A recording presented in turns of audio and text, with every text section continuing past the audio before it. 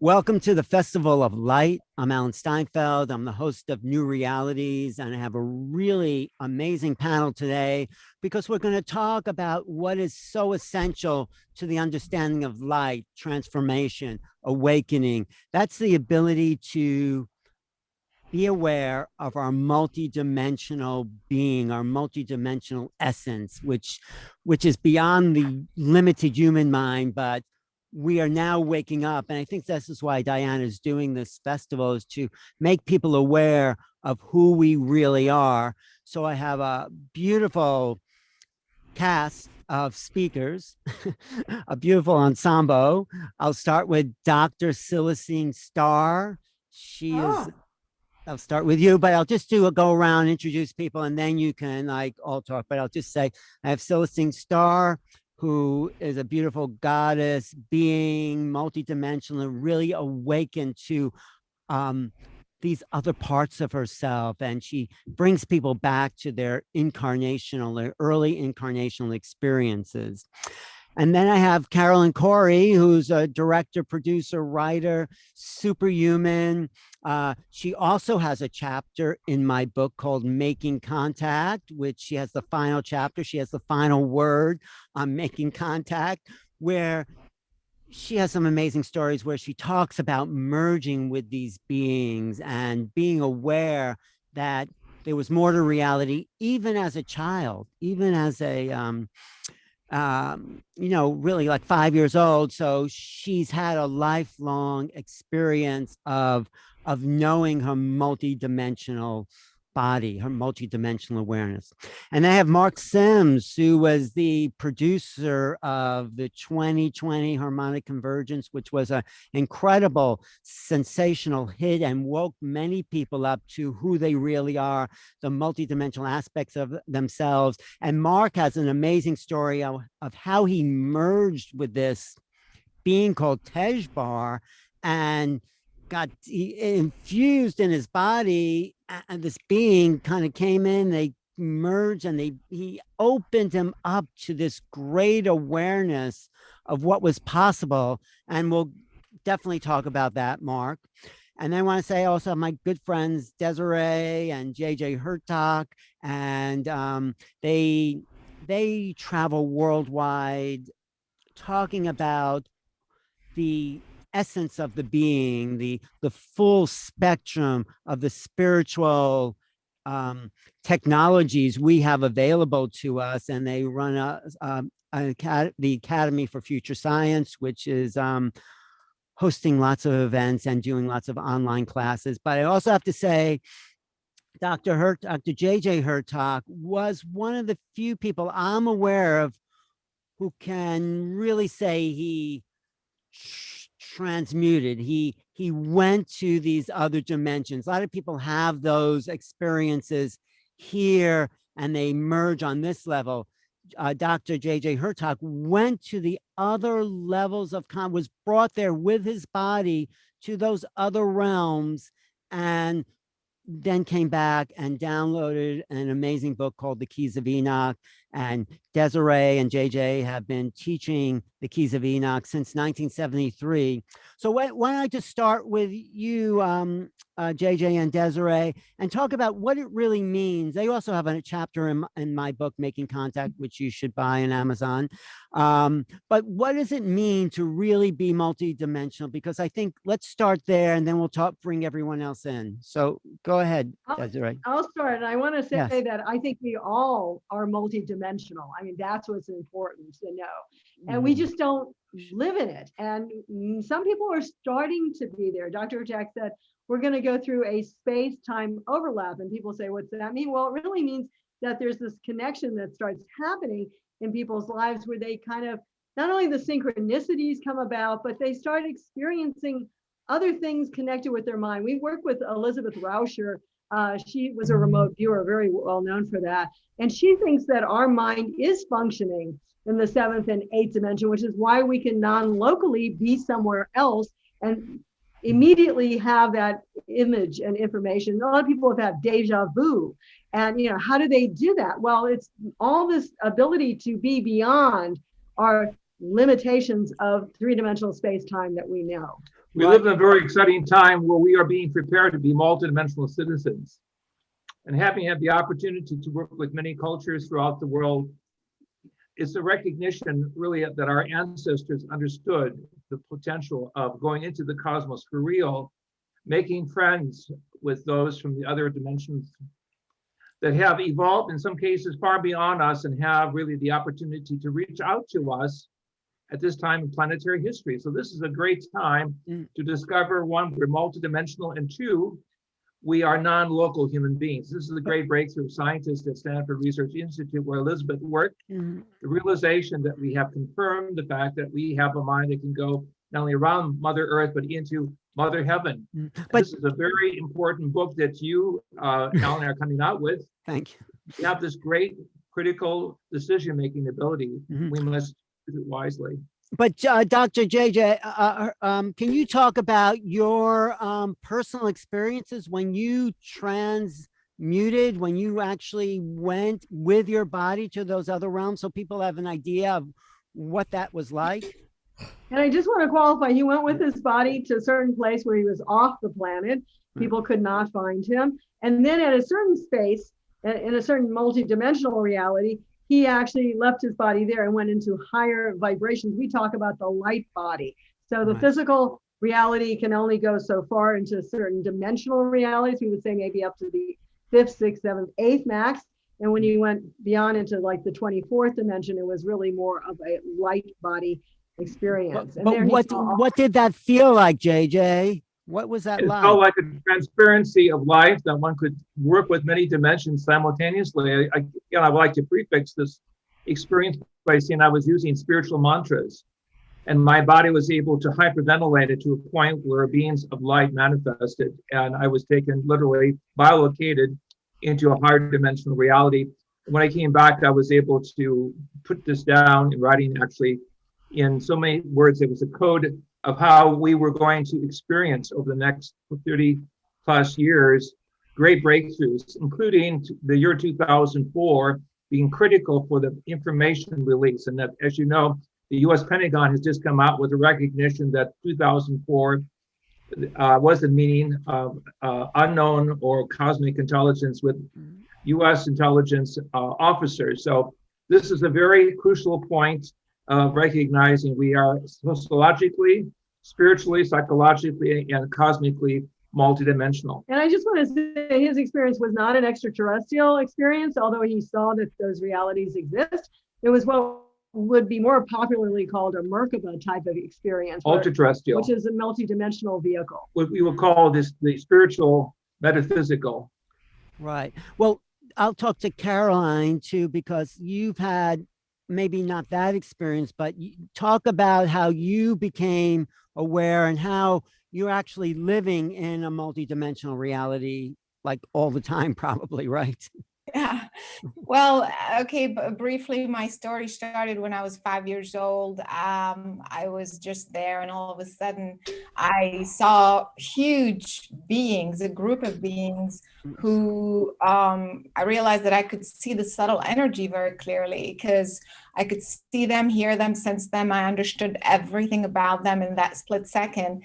And we were communicating telepathically. I could see how some kind of codes were transferring from their consciousness to mine, and back and forth. And so I understood that's telepathic communication. And I realized that I could see things on the other side of the wall, or I could see what was inside someone's liver or things like that. So that came about spontaneously at age 5. Nobody teaches you that stuff, as you know. And so because of these experiences, I started asking questions like, how did it happen? Like, what did I do to make that happen? Can anybody do that? Is everybody doing that? So as I'm asking these questions, I ended up, getting into the field of consciousness, the mechanics of consciousness, the science of consciousness. And 20 years of research working with hundreds of people from around the world, you start to really have a good grasp on, how we are continuously tapping into other realities spontaneously. Everybody is, the idea is if you're not paying attention, you just don't know that you are. It's like having a radio, you're tuned into a radio station, but the music's playing, but if you're not paying attention, you just won't hear it. It's a little bit like that. So for me to sum it up, how it works, I mean, of course, it's a bit more tricky, but it's all about spectrum. So, existence in general is an infinite number of spectrums. And so we are here in a physical body, paying attention to, tuned into just one spectrum, which is, from 400 to 700 hertz, we can see things. From 20 to 20,000 hertz, we can hear things. That's just one octave of spectrum of what is. There's everything else that continues to exist, whether we like it or not, whether we're paying attention or not, whether we want it or not, it is. In fact, we have proof of that all the time. Animals, communicate at a different spectrum. We know that scientifically, waves, all kinds of radio waves, electromagnetic waves, all kinds of measurable things exist. We are just, we don't know that we could also tap into these other layers. How do we increase our spectrum awareness then? Yeah, well, the first thing is changing your perception, your perspective, and to just realize that it's a stream. It doesn't stop. Like, it's not like here's the physical body, here's the spectrum, and then you have to leave that to go somewhere else. You don't have to leave anything. You just continue existing into this next level, whether it's higher or lower. Mm-hmm. We also exist in lower ranges of this spectrum.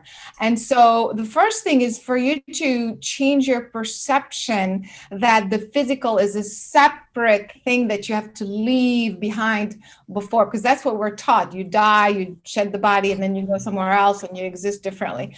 So that's when you start changing that perspective, that perception, then you allow these experiences to be incorporated, to be natural to you. So if I have a physical body, I can see the screen right now, I can see you, I can hear you. That is my normal spectrum that I exist in, that everybody else exists in. At the same time, I am not only aware, but I'm using the higher spectrum that is actually guiding me to tell me what to say, that is the most relevant, that is the most guided, or whatever. So then you start to kind of realize that, that is, to me, I call that mastering the human mind, which is you are communicating through this one layer while at the same time tapping into all of the layers at once. Beautiful. And so the balance is to be able to bring that information from, when you ask me a question, what is my lineage? Where do I come from? I'm not telling you from memory. I don't know, So I train myself to keep speaking to you, looking at you, while at the same time retrieving that information from the cosmic grid, for example, and other things like that. Wow. So, that is great. We'll come back to more of that. Well, I think it's related to maybe what Celestine is also doing. Celestine works, you sort of also live in that multidimensional world where you're aware of also your star essence and your, let's say, goddess essence. We'll talk about the levels that you work on, Celestine. Beautiful. I just love what everybody is saying right now. So I was born into a metaphysical family. So right away, I was taught the different elements of the wind, the fire, all of these intelligences that is called the supreme forces. So getting in touch with that as they move in and out of our lives, through our bodies, through our system. So that was the first teachings. And we learned how to leave our bodies, go in our light bodies. And there was a group that my mother, who was an archpriestess, metaphysician with her husband, and we would get out of our bodies in a group, and they would actually do things in other dimensions, in the astral plane. So that was, when I was born into. At the age of 6, I had a near-death experience. I went through the light and into the other realms. I was met by 2 luminous blue beings, and they guided me through the reading of the life, And so from there, I went into the Godhead, which is extensive. There's no way to express it. It's like those that say don't know, and those that know don't say. But it was the ultimate experience of beingness, and then told to come back. So I came back in. I was fully awakened, and so there wasn't a differentiation between this dimension and the other dimension. I've always been a being who could understand and know what was in the dimensions that were not in the normal human concepts of realization.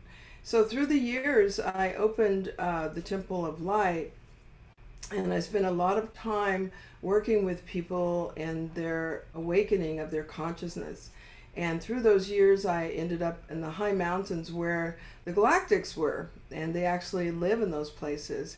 And through watching, through my Native American watching, and even England, the spectrums of the electromagnetic ley lines, and you get to learn the differentiation of power spots and places to go interdimensionally, and how you can teleport. I've taken people into megalithic areas, and clocks go backwards and forwards, and when you step into that, you can teleport through time and space to different places, physically have that ability. And through the years, having continued contact with higher states of beings, in 1985 I began doing trans-channeling and merging myself with Meso, Keeper of the Books, Cryon. There was numerous ones, even one I call the God Force, who could actually lift boulders and do different things. And I knew at that time I had to kind of keep it to one. So I kept it to Meso for many years, but the merging and getting that high-level information is there for many people. Since then, I have chose to stay in my body. And so the awakening right now is one where I guide people to the first time you've come to this planet. And that is a guided meditation where I start with your primal awareness, which is what the Hurtak spoke about, where you're in a higher state of accessing your consciousness to, for instance, if I said waterfall, and you started seeing a waterfall, but it was someplace you've never seen before. Or take you up above, and you look at the landscape, and up above, and you look at the earth. And so this information is coming in from a higher consciousness. So we get there before we even take you to the places where you've been, and then from where you came, so people can merge with that. But that is the work. Yeah. That is beautiful. Thank you for sharing that. We'll get back to all that. I just want to bring Mark into the conversation, because Mark, maybe your story is a little different because you were quite an atheist, and it was just like suddenly, boom, there you are. Can you share a little bit of that? Because it's really fascinating. Yeah, it's my pleasure. And it's such an honor to be on this panel with such great people, and appreciate them sharing. My story, I guess, relative to the others is unique, that I don't come from a background of being spiritual or, in an esoteric field or understanding. I come from more of a secular background with traditional scientific education. I have a degree of science and computer-aided design, and then I also am a Harvard alumni from the business school. And I went on to start 3 separate companies, and it was in 2012, about 8 and a half years ago, that I happened to come across a video of the Disclosure Project by Dr. Stephen Greer. It was this event that he organized in 2001 in Washington, D.C. at the Press Club, in which he was able to convince 20 veterans from the military, from the government, from NASA, to get in front of cameras and share their personal accounts of either witnessing UFOs while they were on active duty or face-to-face contacts with ETs. And I found their testimony so compelling that I realized if they were telling the truth, this was the most important story in human history. And it was probably being kept secret. It was not being disclosed to the general public. So that ultimately led to me learning more about Greer and signing up for one of his retreats. It was a 6-day retreat in Borrego Springs, California. And that then, on the 5th evening of meditating with 25 people, led to a face-to-face contact experience with an extraterrestrial named Tejbar. And I had this amazing, unique education from an ET for 13 days. This is a persistent experience in which I was able to communicate and ask any question I wanted about this being that I had met and where they were from and the nature of who he was. Because what happened was that when he appeared at the foot of my bed in my hotel room, I wasn't startled because it was an attempt to summon him using this meditative practice that Stephen Greer had taught everyone. And I saw this being. It was clearly not physical. It looked like a hologram or as a light being. And when I greeted it, it then approached me and then continued to reach out and merge with my body. It literally walked in as I allowed this to happen. And so that initiated this 13-day communion experience. This is what he called it.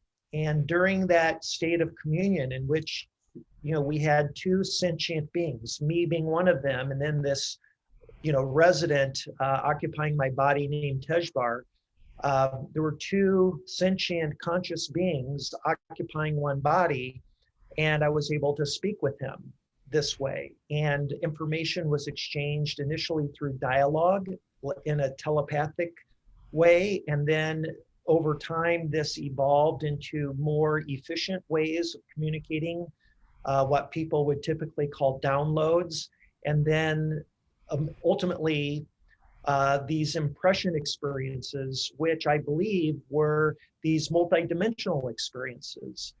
And I just want to point out to anybody who might be listening, I know as I reflect back on my state of consciousness as an atheist back, in 2012, before this experience happened to me, that I find the term multidimensional somewhat confusing. Even today, it's used rather loosely among those of us who speak on this topic.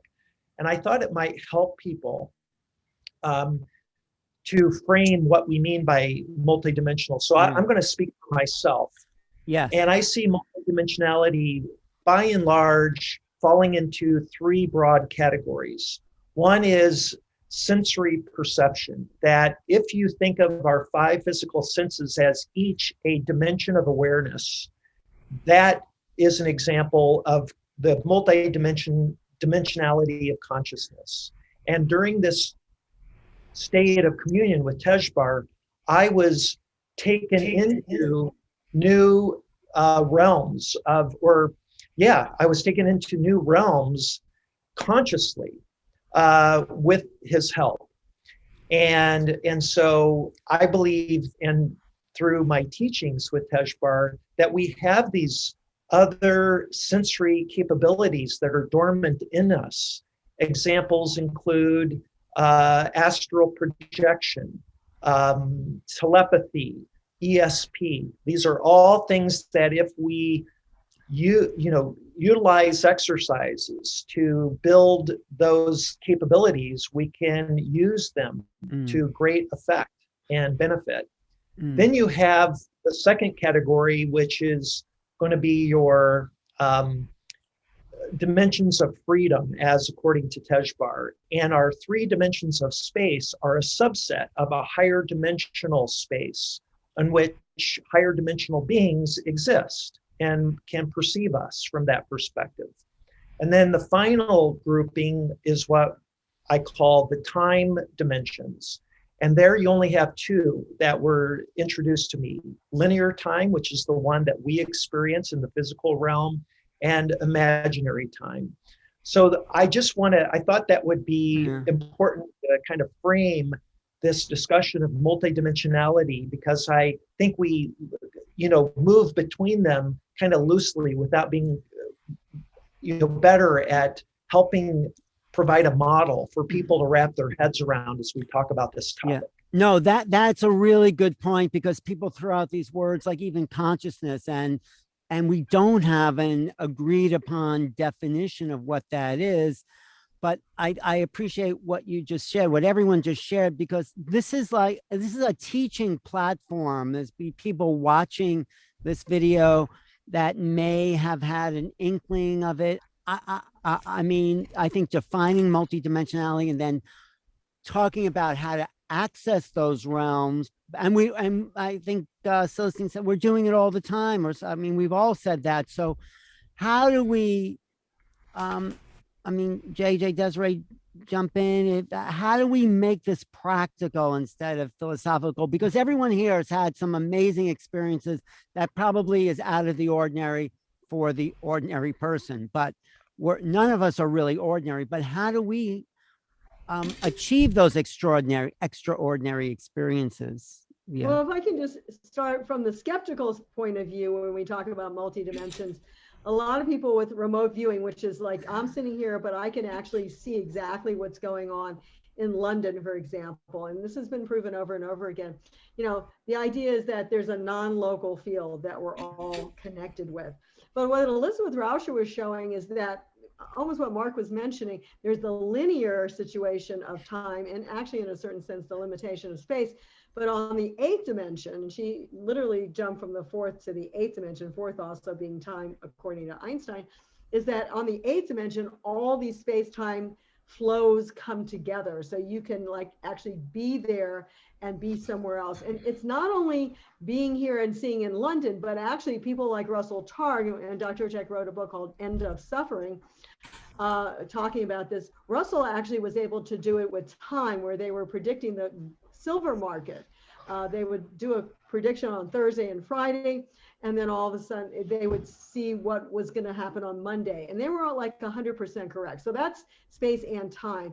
But what we're also talking about is really these other realms, and I think that's what's so important. And I agree with, I think it's Caroline who said that the main thing is we have to be open to understanding that these are reality. And I applaud Mark for being in his bedroom and having this being come in. I've heard from so many people that they're in the bedroom, the being comes in, they're going, whoa, get out of here, because it's so different. And Celestine, of course, she was born and raised in that, it's her norm. It's not our norm. We've seen all these other levels of reality, whether it's certain types of vehicles, certain types of beings. It's always a different reality, and we have to be prepared for it. We have to realize that these things exist. And when we start being accepting of this, then we start inviting, in a certain sense. We get this vortex around us that starts to be open. So that's the very, very first thing. We say that in our books. We have a book called Over Self Awakening. And the first thing is, become aware that these things exist, be open to it, that you can have a direct experience. That is first and foremost. Then we have a few other techniques as well. We have to expand the global commons, because again, without engaging the sociological and the psychological aspects where most people are coming from, a lot of this will fly away. And like Mark, we have scientific backgrounds. We know when we began our work in the 70s, people were highly skeptical. This is why we wanted to work with the think tanks and those who would be able to produce through serious research, the reports and documents that ultimately would make its way up to the Pentagon to make the, should we say, the old guard change its mind, because they're running the circus.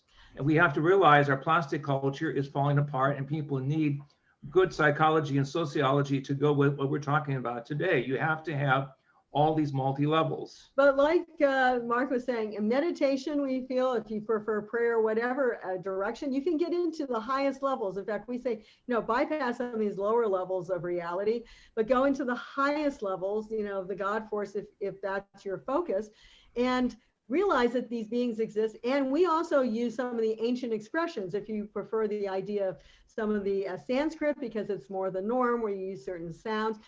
We use the Hebrew Christian, call upon Christ, go Christ, Christ, Christ. I mean, bring that energy in. You're like a telephone. Moshe. Yeah, you're a biotransducer and an antenna, and you need to send out that signal. The cosmic family is very large, and we have to be heart-centered, because all of the information, if it's just simply a technical take on higher reality, will go very little ways.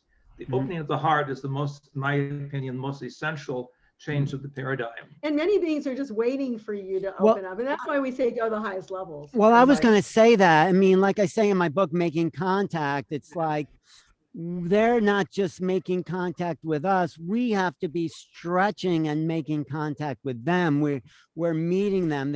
We can't expect them to do all the work and just show up here. We have to do some of our inner awareness of awakening in order to really make contact. And we feel the time is now. I mean, there's so many, we'll say, vortexes of energy opening around the planet, because this overlap is happening. There's these other realities, and we're all here now because of that, actually, and to be open to those awakenings. And that's why I think Caroline Cory makes those movies, because they are teaching, right? Caroline, you demonstrate remote viewing. Talk about your teaching scope, that you're doing with people about who they really are. Yeah, so I've been teaching that in, classes and workshops in my books as well. But I started making movies just so that, first of all, it's an easier medium. Not everybody wants to go to a workshop. Not everybody wants to read books. And so it's an easier kind of medium to enjoy, really, as you are learning. But I want to say something about the way I see Yeah, please. How to access the dimension. Because to me, I don't see dimension as a linear thing. And for example, we are in a 3 dimension, then we're upgrading to 4th dimension, and then 5th dimension, and then the 7th dimension can do this, and the 8th dimension can do that. I personally, if I may, I don't see it this way. I see that you are always a multidimensional being. And so right now you are just focused on the 3 dimension, and the way you access is kind of like, let's first go to the moon, then we go to Mars, then we go, to discover the universe. The universe is in all directions of time, space.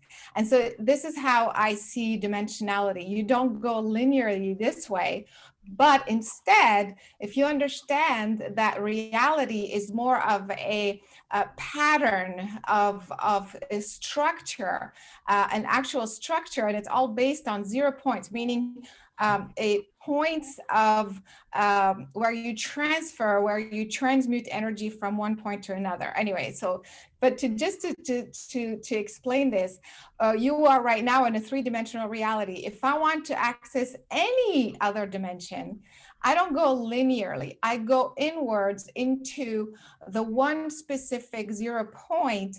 And once you go into it and you come out of it, it's like a black hole. You go in and you come out as a different type of experience. Then you tap into everything. You tap into remote viewing, you tap into astral projection, you tap into telepathic communication, you tap into seeing what's on the other side of the moon. It's all you know what I mean? Like you transfer from 3-dimension to multidimensional at once. Same with the brain capacity. We say we can only access 10% capacity, then we're going to upgrade to 11%, then 12%. I don't think so. We are already equipped with a brain that has 100% capacity. why would, however we were created, why would we have a brain that only functions at 10%? We should have had a tiny brain, like what is the rest of the brain doing? It's there because it accesses at all of the universe, the entire universe. So, but we're only focused on the 10%. We can only use this teeny part. And so even right now, as humans, with this current brain that we have, if we know how to do this, which gets me to how to do this, you basically transfer from the three-dimensional spectrum into this central point into your brain, and then you access right away full brain capacity, 100% brain capacity, which is all of dimensionality. So that's how I personally see it, and that's how I've experienced it, and that's how I teach it to hundreds and hundreds of people. And so it's a meditation that's very specific, based on the geometry of the physical brain, that is coherent with the structure of space-time itself. The planetary grid, space-time itself has a structure. We don't think it does, but it does. And so because of this, the meditation is very, very specific. It's not just any meditation can do anything. Every meditation does something specific. So that's the reason why I created a specific meditation that will take you into that 0 point through your physical brain, and then gives you access to all of the dimensionality all at once. Now you are functioning, you're still a human, but you are right away transcending into this multidimensional reality, and you can do anything. You can retrieve information from where you came from. You can heal. You can manifest. You see what I mean? Like it's not a gradual linear thing for me. Yeah, we are actually there all the time. And that's what the over self awakening is. That's what Mark's teaching, and Celestine, you're helping people achieve that as they remember their incarnation. Yes, talk about how you actually work with people, and what the revelation is when you get them to see their incarnational presence. Yes. So my work for the last 10 years, as given by the High Spiritual Council and the Galactic Star Federation and the Star Confederation, is to bring people to interact with the galactics. So I have a grouping. There's a grouping, we call ourselves the Galactic Earth Council. It was formed in 2010 when the ocean, the oil spill in the ocean was happening. Since that time, we've had 10 years interaction with the galactics, going out in the field. And what I've learned through this time is they work with me for 28 days. We prepare. It's a preparation. I'm in contact with Tanandor. I'm in contact with the High Spiritual Council. I was shown how to create a flame, an energy field around me, which elevates my consciousness, and I can literally end up in the council room. I've shown this to many people who have come on the journey. So when I take people out to meet them, you have people whose synapses in their brain is not developed enough, or in a state of functioning that would allow them to see a galactic. Right. Oh, I see a ship. I see oh, that's an airplane. So they literally go through a process. We go out at dusk and we go through a process we do it in sacred ceremony, and we open our consciousness through love and prayers to the mother. They love nature. They are part of nature, the ones that I'm working with. Mm-hmm. So they appear as a hologram. They appear, and you would see a starship and a regular plane, and all of a sudden there's no wing. All of a sudden they split in two, then they split in four, and they come back together again, and they do it again and again until you say, oh my gosh, that's not a plane. So your brain is actually doing its own adjustments while you're in the presence of this high consciousness.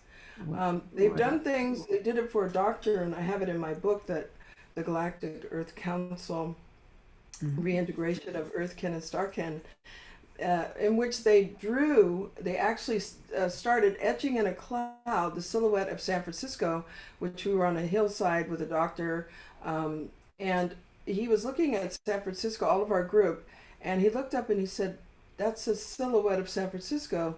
And then they took their starship and back and put it behind the cloud and lit it up. So there could be 100 dragonflies, and then they disappear. So there's different ways that they work. They know who's coming out. They know when we're out there. There's not so much we take a moment to do prayers, but it's not like we have to formalize and really try to pray for them to show up, because they've been working with me for 28 days.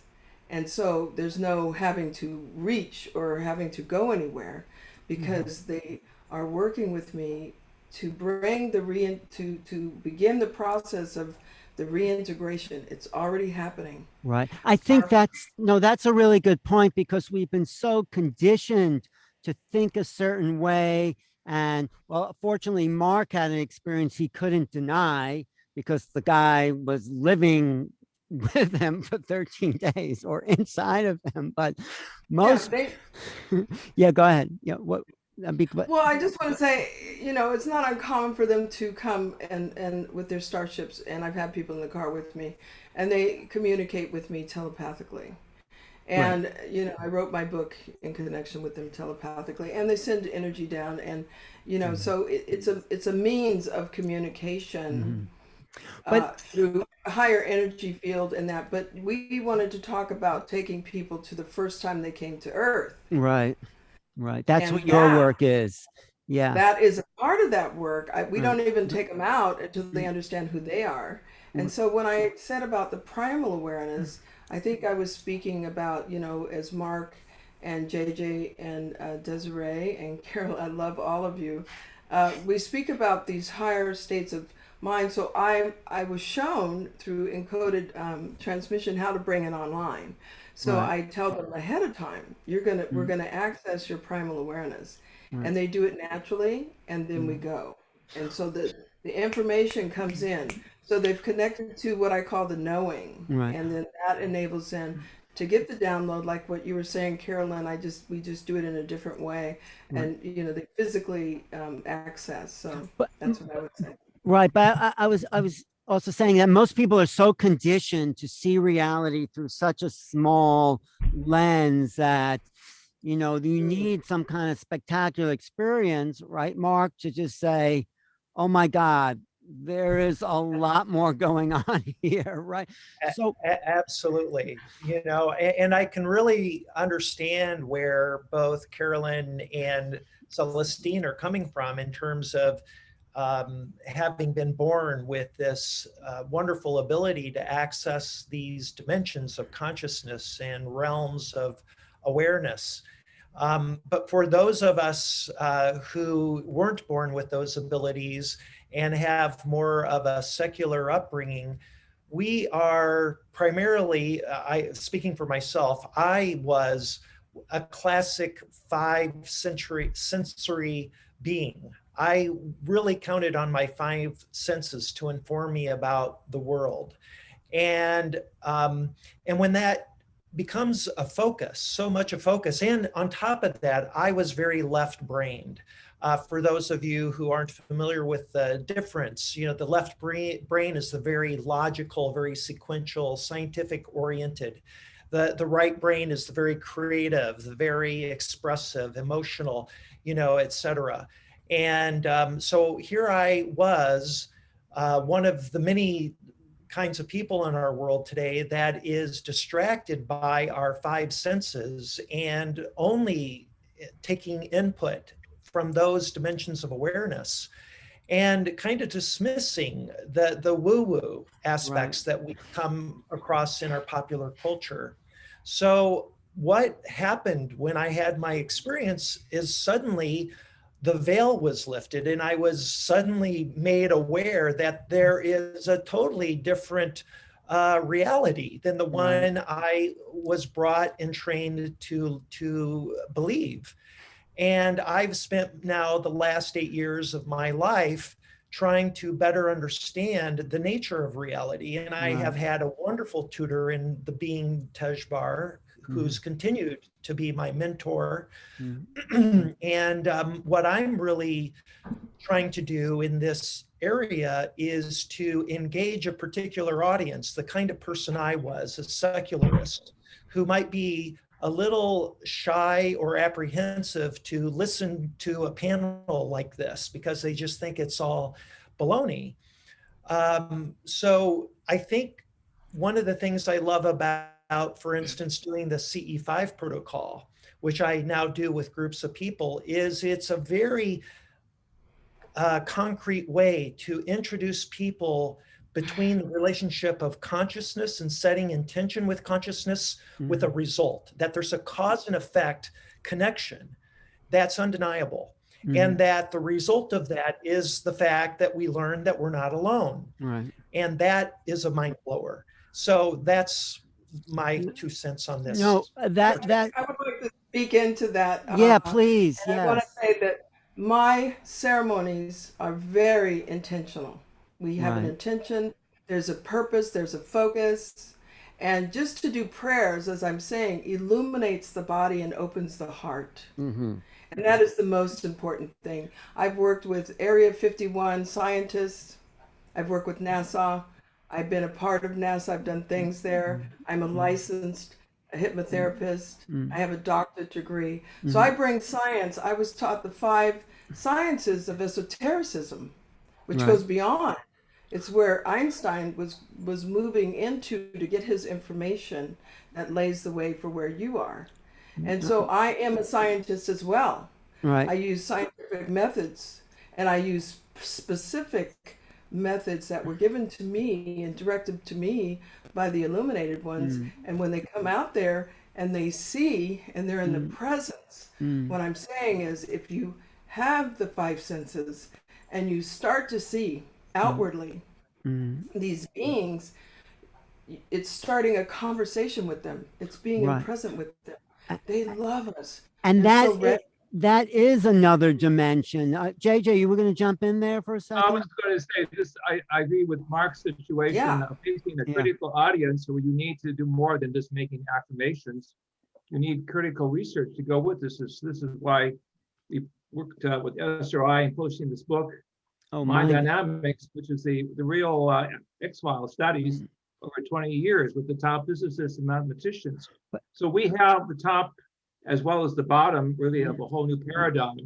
And we need to emphasize to a global commons, we don't need to waste time trying to convince people who don't want to be convinced. The evidence is there. If you want to accept it or not, is the basis on their openness of their heart and mind to humanity. We only have about 12 minutes left, but I just also want to pick up on Celestine, prayer, meditation. Those are multidimensional Those are scientifically. Yeah. So you're in the 5. Something, sorry. Go ahead, Caroline.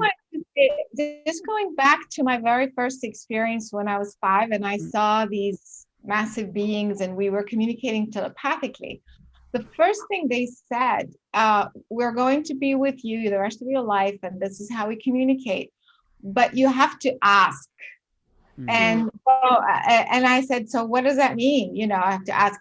And they said, you just have to put your focus and intention on what you want. So I'm like 5 years old, right? So I said, I definitely want to do this. I definitely want it because I wanted the communication, right? So I'm like concentrating, like I'm closing my eyes and saying, I want this.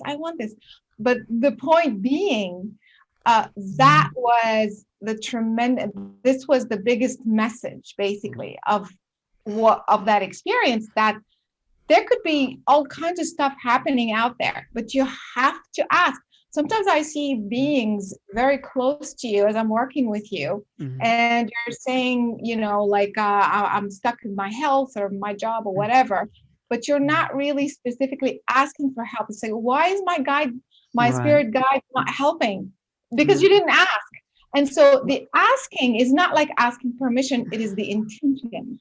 It is focusing your consciousness on what it is exactly that you want, and it brings out a specific type of frequency, which then changes your vibration, your alignment, and then everything follows. That's why the meditation is not any meditation. Yeah, like you were saying, Celestine, you have to be specific with your intention, what it is that you want today out of this particular meditation, this specificity with the type of meditation, with the type of breathing gets you right there.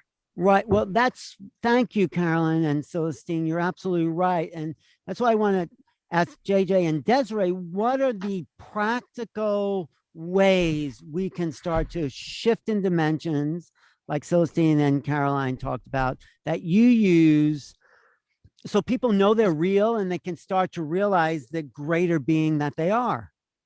Right. So I think it's amazing. Each one of us here really has a certain technique, but all of it does get down to a type of, we'll say, visualization, meditation, focus, intention on awakening to connection or reconnection, as one could say, as Eric Pearl has said in the past, to your greater self and to the beings that are around you, because there is beings around all of us interconnected all the time, because we are multidimensional beings, but we close ourselves off. So how do you open is the thing. And of course, we started with the fact that you have to not be afraid and realize these things can happen. Second, you have to ask, as Carolyn just said, for what you need and what you want. But it has to be also, in our opinion, humanitarian centered. It shouldn't be ego based. And I think that's extremely important. I want $1 million. How am I going to do it? Well, there's certain techniques that people try to do for that. And sometimes it works, there was a lot of stuff that talks about how to get that $1 million.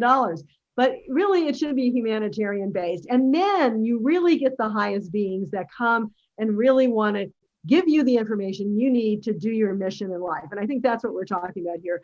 We're all on a mission. They're all unique missions. My mission is not the same as Mark's or Carolyn's. We're all unique. But in a sense, through our techniques, we're all trying to awaken people to a greater reality. And why we think this is taking place right now is we think the planet really is shifting. Now, whether you look at the politics, the economics, or the environment, I tend to look at the environment.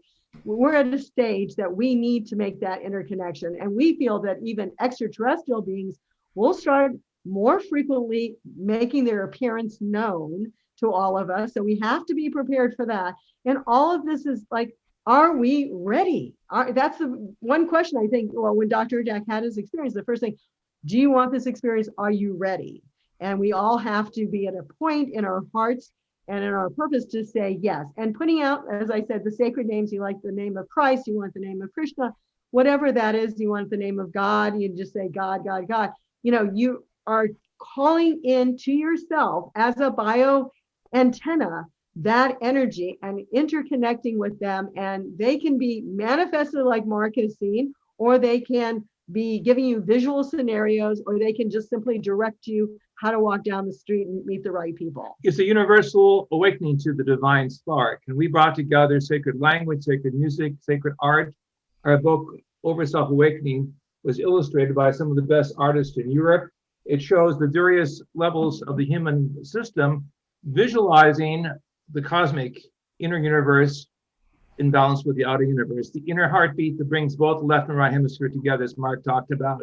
The idea of spiritual and scientific knowledge coming together into a new unity, a new spirituality, is most exciting. So this is a great opportunity for all of us to work together. That is the whole idea of teamwork that is missing in a society that has been driven by competition, acquisition, consumption, to the demise of Mother Earth, Mother Spirit. And so the universal theme should be there in the presence of the heart, mind, and spirit. Beautiful. Thank you. We do have a beautiful team here. We're just going to wrap up because they only want us to be on an hour. We could talk for 2 or 3 hours about this and really go deep. So maybe I'll invite everyone back for another program sometime and we could go deeper. But just to kind of sum up, Mark, what do you want to leave people with as far as what they can do to become multi-dimensional, and why is that important right now? I mean, sort of what JJ and Desiree was saying, but why do you feel we have to shift? Wow. I realize we just have a few minutes left. You Well, just asked a big question. I know. I don't It's know like how to synthesize that into a little sound bite. no, you don't have to. Other You could take your time a little bit. We'll have to edit.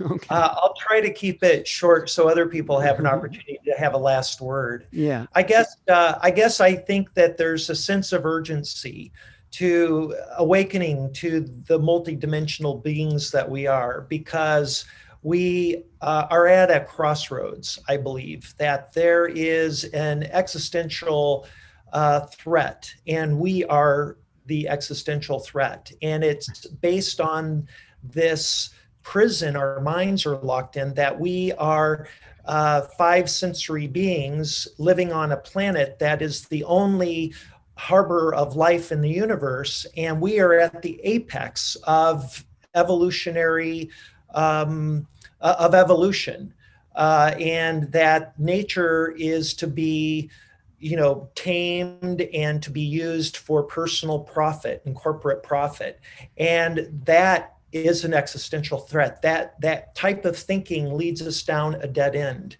And we all know that we are seeing the dire signs of this coming to be.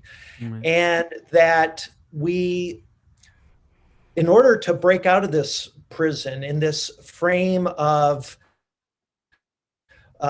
thinking, this perspective, we need to wake up that we're not alone. And by the mere fact of realizing that the ETs are right here among us will make us face the fact that, we aren't at the top rung of the ladder of evolution.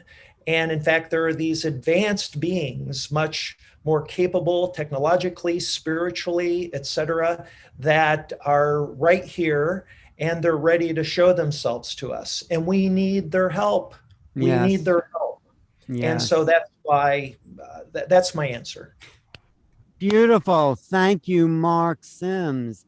Celestine, yes. Why is it so important? I mean, it's always been important, but right now, I mean, it's what everyone said. What are you getting about the future and where we're going collectively? So, what I've been shown is that the frequency of Earth is shifted. We are in a whole area of time and space that is of a higher frequency. And with that, not only that, but Earth has shifted from the bottom of the Milky Way to the top. We have this ecliptic movement. So we're receiving more gamma, more photons, and that is affecting our whole body system. That affection, the effect of which raises our consciousness, makes us more sensitive, more aware. And there are those of us, there are many, who are raising their consciousness and evolving. So it's almost like two timelines. One that's in the control factor, I call it driving over the cliff. They want to work about diminishing the human race through what Mark was saying, and it's a crisis. And then there's those who are awakening and utilizing the information like JJ and Desiree put out, and they're working with the teachings and the masters and opening their consciousness to evolve, and they're bringing new ideas onto the planet. New technologies are coming on. But from what I understand, this planet is moving through the reintegration period. And the galactics that I see daily and I communicate with daily, our group is 10 years old. We've archived it. We've scientifically worked with it. It's both science and spiritism combined, because that's who I am. And what they're saying is the reintegration period is happening because we've raised our frequency of the earth, the place of which we are within, to where we are merging with their dimension. So it opens the field for us to see them easier. They no longer have to cloak. They can communicate with us more. They're dropping the veil of separation between us, which will enable us to then become a galactic planet once again. We were once before, we are again. So that's so. If for those who are interested, open yourself, and each one of the people here, I just so honor each one. But you'll be guided to the right way to communicate and be present. That's what I would say. Thank you, Celestine Star, for being here. Caroline, Why? I mean, we all know it's important. We all know this time is of the essence, but what do you see? Are we going to make it? I mean, what, what's coming down the line as you see it as a visionary, I Caroline? definitely think we're going to make it. Otherwise, I wouldn't be here. We wouldn't be here. We know deep inside. But I wanted to say what I agree with Mark, the sense of urgency. We have been an existential threat, not just to ourselves, to the planet, but to the universe. To me, the way I see it is that, this species and this planet are part of the universe, whether we like it or not. We are part of galaxy. We are a galaxy structure and the universe. And so it's kind of like a full body. The body is the universe, and this little organ, which is the planet, is kind of going in contradiction or is in conflict with the body itself. The universe is based on thriving, on evolving. And so if a part of it, even if it's a tiny, teeny little part of it, is going, contrary to its natural evolution, to this thriving, it's kind of like your immune system, in your body. If there's a part of you that's not really cooperating, it's going against this thriving, this evolving, then the immune system is going to kind of step in and say, wait a minute, that wasn't the agreement. It's kind of like we all evolve and thrive together. And I think we are exactly at this juncture where the two can no longer coincide. That's how I see it.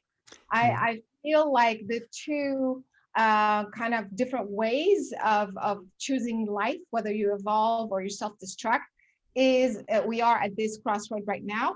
And that is the sense of urgency. It's almost like if you haven't figured out what you really want for yourself, I don't want to say it's too late. This sounds really like very negative, but it's kind of that point, like, what is it that you are choosing for yourself?